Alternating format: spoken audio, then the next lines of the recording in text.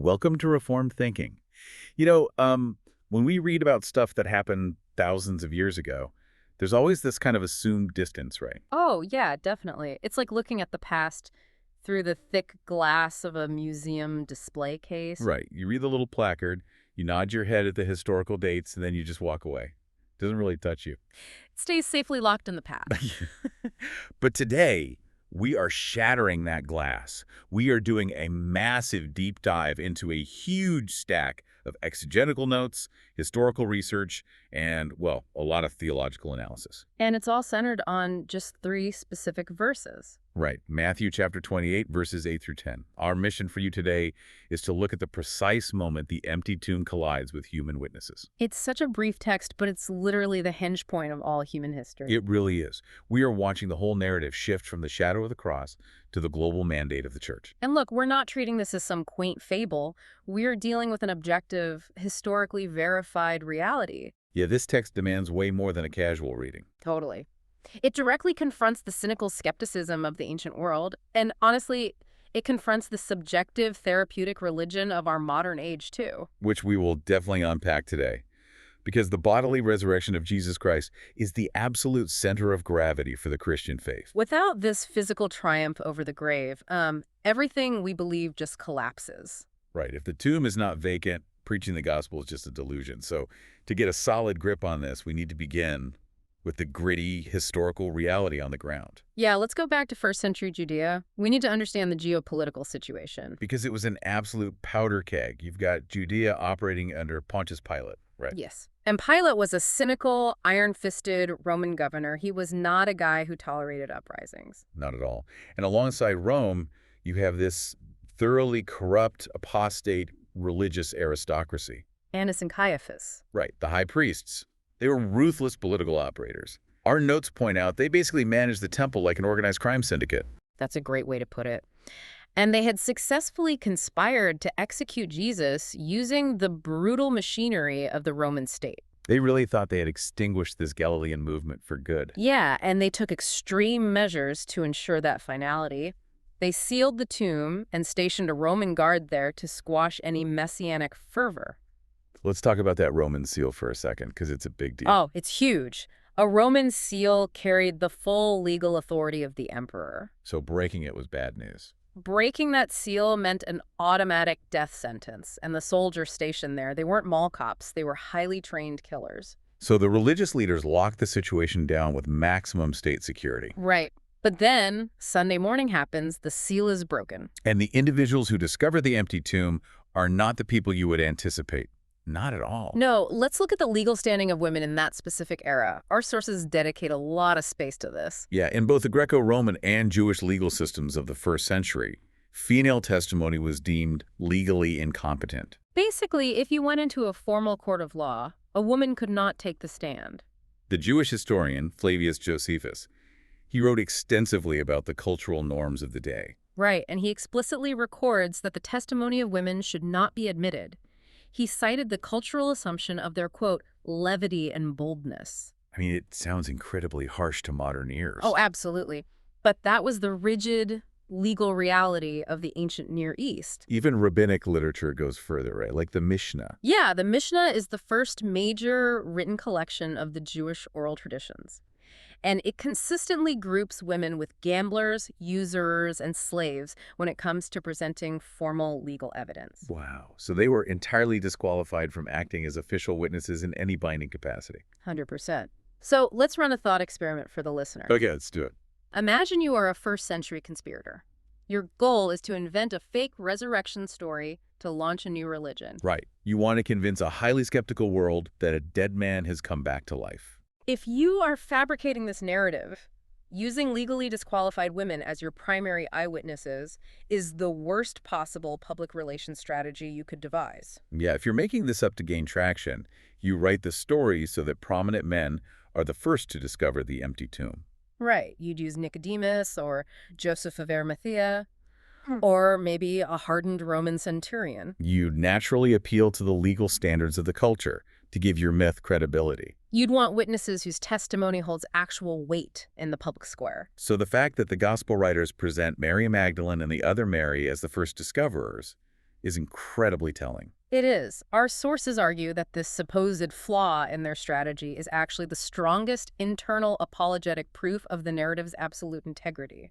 Because they wrote it this way, Yeah. simply because it is the unvarnished truth of what happened. Right, regardless of how culturally embarrassing or legally inconvenient it might have been at the time. That's a brilliant angle. Yeah. It shows the early church didn't just construct a calculated myth. They just faithfully recorded the historical events as they unfolded. But, if we connect this to the broader theological framework, this choice of witnesses signals a massive shift. A shift in God's administrative strategy. Right. Theologians call this a shift in the dispensational economy. Let's translate that term for the listener. Yeah, when the sources say dispensational economy, they're talking about how God manages his household. Or how he administers his redemptive plan across different eras of history. Like moving from a localized franchise to a global corporation. That's a solid analogy. Under the old administration, you had a system marked by localized Levitical priesthoods, temple sacrifices, and a national focus on Israel. All heavily mediated by a male religious elite. Right. But here, the new covenant is breaking into human history. God is actively bypassing those corrupt, ancient structures. He deliberately chooses the weak things of the world to shame the strong. Yes, he entrusts the most staggering news in the history of the cosmos to individuals the culture deemed legally incompetent. Which establishes from the very first morning of the new creation that the new covenant is founded on sovereign grace. Right, on divine choosing, not on human prestige, legal standing, or social status. Okay, so having established the unvarnished authenticity of these female witnesses, we naturally have to look at how they reacted to the situation. Because their reaction completely contradicts the normal human response to the supernatural. This brings us into the text itself, Matthew chapter 28, verse 8. The text gives us a highly specific description of their movement and their psychological state. It says they departed quickly from the tomb with fear and great joy and ran to report it to his disciples. The Greek syntax here gives us a really vivid picture. The word for quickly is tachi, and the word for ran is edramon. So the angelic messenger had just given them a mandate to go and tell the disciples, and their immediate response is physical exertion. They obey with intense speed. They do not linger in the garden out of some paralyzing curiosity. They don't form a committee to discuss the theological implications of what they just saw. No, the tomb, which they fully expected to be a place of finality and mourning, instantly becomes the starting line for gospel proclamation. I want to talk about their emotional state, though, because the description is fascinating. Right. The Greek phrase is metaphobu kaicharas megales, fear and great joy. Usually we think of those as alternating emotions, like you are terrified, and then you calm down, and then you feel joy. Or maybe you are happy until something scares you. Right. But our exegetical notes stress that the preposition meta governs both nouns. It connects the fear and the great joy into a single, simultaneous psychological state. Meaning they're fully possessed by both at the exact same time. That is the grammatical reality of the verse. They are not swinging back and forth like a pendulum. Okay, let me play devil's advocate here. Biologically, psychologically, fear triggers a fight or flight response. Your body floods with cortisol. Right. Joy is a state of celebration and relief. How do our sources justify these two violently opposed states happening simultaneously without the women suffering massive cognitive dissonance? That is a phenomenal question. The answer lies in defining the specific type of fear Matthew is describing. So it's not terror. No, the Greek word phobos in this context is not a cowardly, faithless terror. It is not the dread of a condemned criminal fleeing a judge. What is it then? It is a holy, reverential awe. It's the absolute shaking of the human soul that occurs when a fragile, sinful creature is confronted by the unshielded majesty of the divine. Oh, wow. Think about it. You have an empty tomb, an angel whose appearance is like lightning has descended, an earthquake has shattered the ground. That produces a holy dread. But the great joy, the karamagale, is the dawning of resurrection hope. It's the realization that death has been swallowed up in victory. The crucifixion is not the end of the story. The Messiah lives. So, the holy trembling and the gospel joy are inextricably linked in a regenerated heart. We really need to point out a huge contrast with today's culture here. Oh, absolutely. Modern religion often treats fear and joy as mutually exclusive. People want the joy of grace, the celebration, the upbeat music, but they want it completely devoid of the holy awe of a sovereign God. The culture wants a buddy, not a king. Our notes use this single verse, this simultaneous fear and joy, to heavily rebuke the modern trend of stripping worship down to a casual, seeker-sensitive experience. The sources are unyielding on this point. When the contemporary church slides into a purely therapeutic model, trying to make the divine palatable and casual, it completely loses the biblical reality of who God is. Right, the majestic, terrifying God of the covenant cannot be reduced to a life coach or a cosmic therapist. If your worship lacks holy reverence, if there is no sense of awe before the Creator, then you are entirely disconnected from the reality of the resurrection.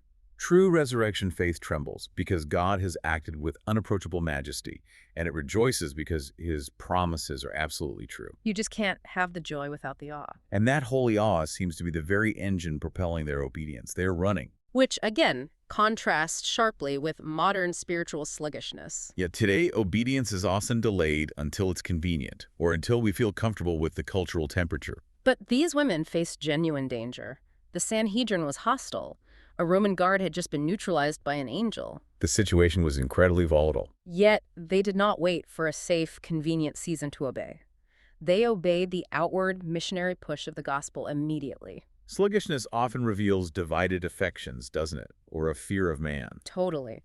These women became immediate carriers of a message they received, not inventors of a message they created. They are operating under a divine mandate, and that urgency is a hallmark of genuine faith. They recognize the authority of the one who gave the command. So you have these women, terrified but joyful, running down a dirt road to fulfill this secondary command to tell the disciples. And their immediate obedience sets the stage for a massive, sovereign interruption. Right, in verse 9, the text says, "And behold, Jesus met them and greeted them, and they came up and took hold of his feet and worshipped him." The phrase, "and behold," is a crucial discourse marker in biblical literature. It's meant to grab your attention, right? Yes, it is designed to arrest the reader's attention and signal a sudden, staggering, divine interruption. The women are in the very act of obeying the angelic command when the prime subject of their message sovereignly intercepts them. Jesus takes the initiative. He meets them on the path of obedience. The physical interaction here is something our exegetical notes spend a lot of time analyzing. The Greek wording is highly specific. Yeah, the text says they took hold of his feet. Our sources point out that Matthew uses the verb kratio. Krateo denotes a firm, energetic, clinging grasp. They seized his feet with absolute physical certainty. So it wasn't just a brush of the hand. No, the specificity is vital. Matthew deliberately avoids the word haptomai, which indicates a casual or light touch. Oh. He also avoids seliphe, which means to grope around or handle blindly in the dark. By using krateo, Matthew is stressing the absolute solid corporeal nature of the resurrection body. Right, it's almost like a scientific verification process happening right there on the road. By holding his feet firmly, the women are gathering empirical data. They are proving that he's not a ghost or a hallucination. Our notes mention that this directly disproves ancient heresies like Docetism and Gnosticism. Let's unpack those terms for the listener. Sure. Docetism and Gnosticism basically claimed that physical matter was inherently evil, so Jesus couldn't have had a real physical body. They taught he was just a spiritual phantom who only appeared to be human. And this text completely demolishes those ancient theories. But it also dismantles modern cultic errors. Like what? Well, there are prominent religious groups today asserting that Jesus was raised as a spirit creature without his physical human body. Oh, right. This text stands as an unyielding wall against that assertion. If he is a spirit, there are no physical feet to grab. His body was real, solid, bearing the scars of the crucifixion, yet gloriously victorious over physical death. He has feet. You can grab them. That is as concrete as history gets. Now, right after they grasped his feet, the text says they worshipped him. The Greek verb here is proskuneo. Our notes highlight that in the context of first-century Jewish theology, proskuneo designates absolute monolatrous worship.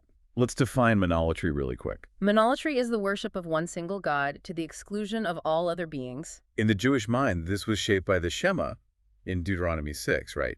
Hear, O Israel, the Lord our God, the Lord is one. Yes. So to render proskuneo to any created being was considered the ultimate blasphemy. Under Jewish law, idolatry of that nature was a capital offense punishable by stoning. To put that in perspective for the listener, think about the book of Revelation. The Apostle John is overwhelmed by an angelic messenger, and he falls down to worship the angel. And the angel immediately rebukes him, saying, "Do not do that. I am a fellow servant. Worship God." Right. Angels refuse worship. The apostles in the book of Acts refuse worship when people try to bow to them. Every righteous creature in the biblical narrative aggressively rejects being worshipped. But here on the road, Jesus of Nazareth stands in the flesh, receives the absolute prostrate worship of these Jewish women, and he utters no correction whatsoever. He accepts it fully. Our theological notes draw a massive conclusion from this. They argue this provides undeniable narrative proof of Christ's absolute ontological deity. For the listener, ontological deity means that in his very being, his fundamental nature, he is God. He accepts this worship because he is God in human flesh. He is co-equal and co-eternal with the Father. He is not a highly exalted angel. He is not a great moral philosopher. And he is not a created being of high rank. He possesses the divine identity. If you deny the supreme deity of Jesus Christ, you have to read this passage and conclude that Jesus allowed these women to commit gross idolatry. Which would make him a fraud. Right. But Orthodox Christianity recognizes that they were worshiping the Creator who had just conquered the grave. So you have these women physically clinging to this verified reality, absolutely terrified but joyful, worshiping him as God. What is the very first thing a sovereign figure says to a follower in that overwhelmed state? Because his reaction here entirely redefines their relationship. We look at verse 10. Jesus says to them, "Do not be afraid. Go and take word to my brethren to leave for Galilee, and there they will see me." He issues a royal effectual command. He says, "Do not be afraid," which in the Greek is a present imperative prohibition. It means to cease an action that is currently happening. He is not offering a psychological coping mechanism. He is issuing a sovereign mandate that produces the very peace it demands. And then he says, "Go take word." The phrase that the sources really highlight here is, "my brethren." Yeah, prior to the cross, he called them disciples, he called them servants, he called them friends. Now suddenly they are my brethren. Think about the historical context of what these men had just done. When Jesus was arrested in the Garden of Gethsemane, they scattered. Peter denied him 3 times with curses. Their courage completely collapsed. They abandoned him to be tortured and executed. They failed him in the darkest hour of human history. Yet the very first message he sends to them after conquering death is not a rebuke. He doesn't say, "Go tell those cowards I am back." No, he says, "Tell my brethren." This perfectly demonstrates the doctrine of adoption and substitutionary atonement. Despite their massive moral failure, Christ's work on the cross is complete. The debt of sin has been paid in full. He is not gathering them based on their merit, their courage, or their loyalty. He gathers them by his monergistic grace. We need to unpack that term for the listener. Monergistic grace. Right. It means that salvation is the work of God alone.